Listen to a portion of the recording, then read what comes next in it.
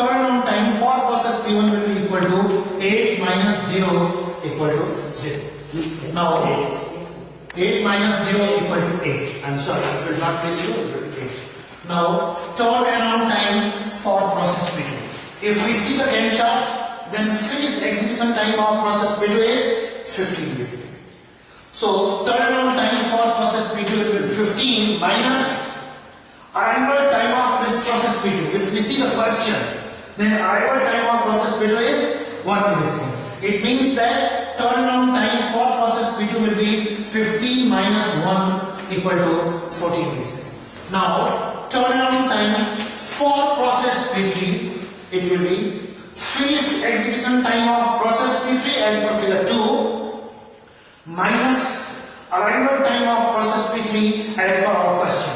So freeze execution time of process P3 as per figure 2 it is 20 milliseconds. So this will be 20 minus, as per our question, the arrival time of process P3 is 2. So 20 minus 2 equal to 18 milliseconds. Now turnaround time for process P4 it will be equal to freeze execution time of process P4. As per figure 2, the freeze execution time of process P4 is 22.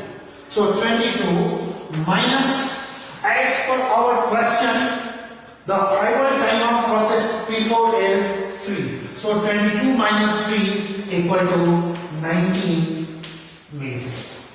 If once we complete the turnaround time for each process, starting from P1 to P4, we can calculate the average turnaround time. Average turnaround time for FCFS scheduling of figure 2, it can be represented as 8 plus 14 plus 18 plus 19 divided by 4, where 4 is representing number of processes. Now, after completing the turnaround time for each process, we need to calculate waiting time for each process. So this is the waiting time for process P1. Before calculating the waiting time for process P1, we need to define what is waiting time. So waiting time, it is the time difference between turnaround time and execution time. So you see, what is the turnaround time for P1? It is 8. And what is the execution time of P1? It is 8. So I have defined turnaround time, it is the time difference between waiting time, it is the time difference between turnaround time and execution time. So for process P1, turnaround time is 8 and execution time is 8. It means 8 minus 8 equal to 0. Now we can calculate waiting time for process P2. So turnaround time for process P2 is 14 minus execution time of process P2 is 7. It means waiting time for process P2 it is 14 minus 7 equal to 7. Now we need to calculate the waiting time for process P3. Turnaround time for process P3 we have already calculated, which is equal to 18 minus execution time of process P3, it's given in the question, which is equal to 5. It means that waiting time for process P3 it will be 18 minus 5 equal to 13. And if we see the waiting time for process P4, it will be turnaround time for process P4, which is 19 minus execution time of process P4, which is 2. It means that waiting time for process P4 it will be equal to 19 minus 2 equal to 11. 17. I'm sorry. So if we see the waiting time and response time for FCFS scheduling, so for this particular example, the response time for each process and waiting time for each process, it is exactly same. So in this way, we have completed the first first served CPU scheduling algorithm. After that, the next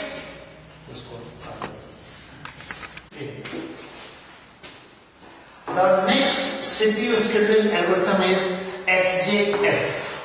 SJF means shortest job first scheduling. In SJF scheduling, if all the processes arrive at the same time, then the process with smallest execution time will be executed first. But in SJF scheduling, if all the processes are not arriving at the same time, then in that situation we will have to follow certain procedure. The SJF scheduling, it can be divided into two parts. The first part is SJF non-preemptive. In SJF non-preemptive, although we will follow the shortest job first, but we are going for non-preemptive. Non-preemptive means if a process gets the CPU, then the process will leave the CPU only after finishing its execution. So let's see about this example.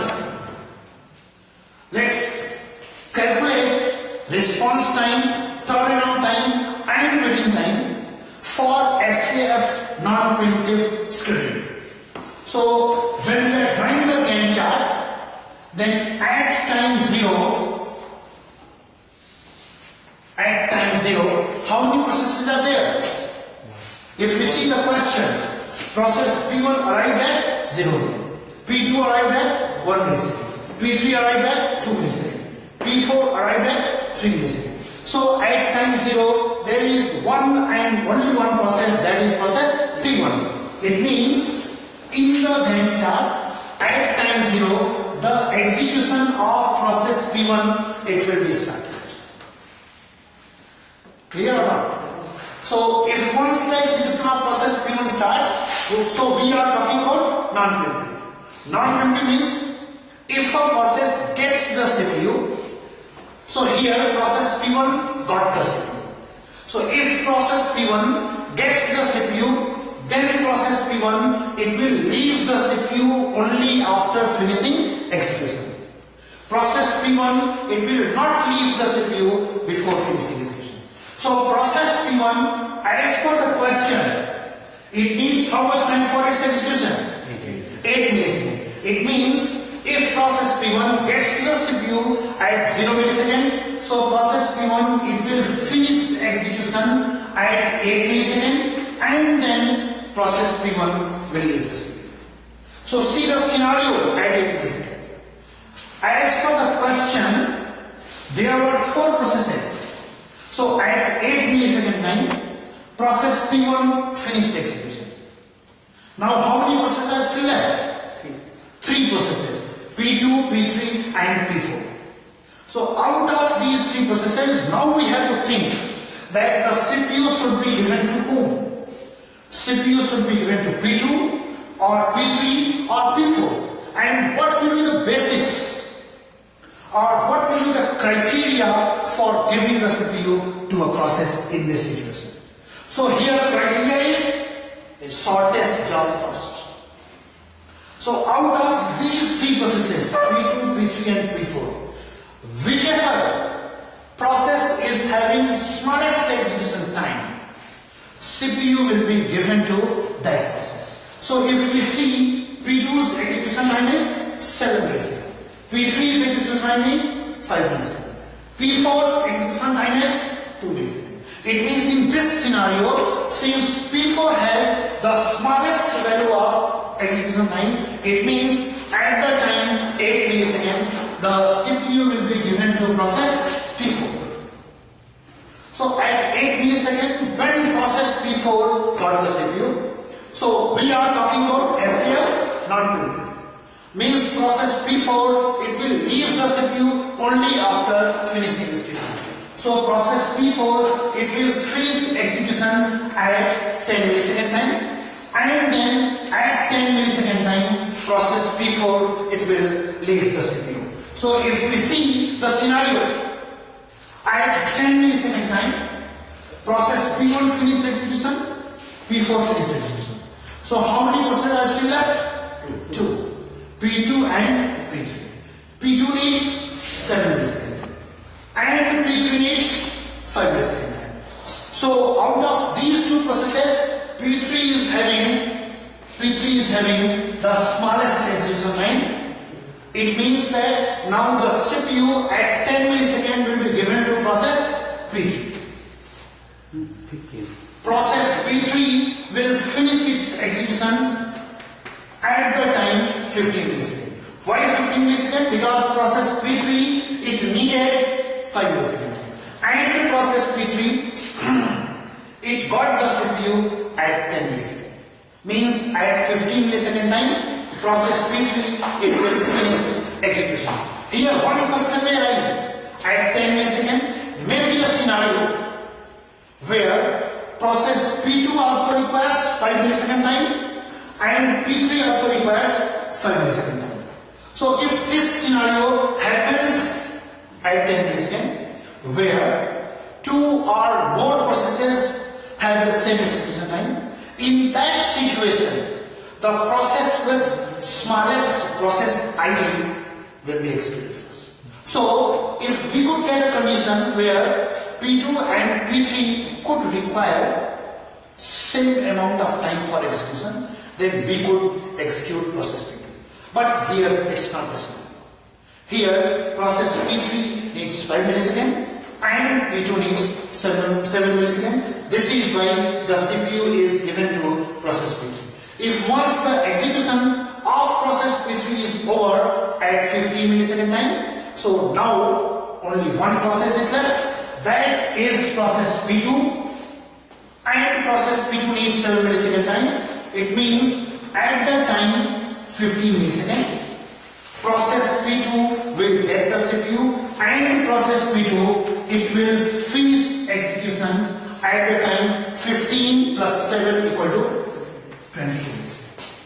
So this one is figure 3 and this figure is representing Gantt chart for SJF non-preemptive. Here non-preemptive it is represented by NP. Now after completing the Gantt chart of SJF non-preemptive in figure 3, we have to calculate how many things? 3 things. Response time, then turnaround time and then waiting time. So let's start with response time. So we will calculate response time for each process. So let's see response time for process P1. So how we define the response time? Response time it is the time difference between arrival time and the start execution time. So see, start execution time of process P1 is 0 and arrival time of process P1 is 0. It means that response time for process P1 it will be 0 minus 0 equal to 0 millisecond. Now we have to calculate the response time for process P2. Again we have to go for the definition of response time. So you see, start execution time, we have to see the Gantt chart. Start execution time.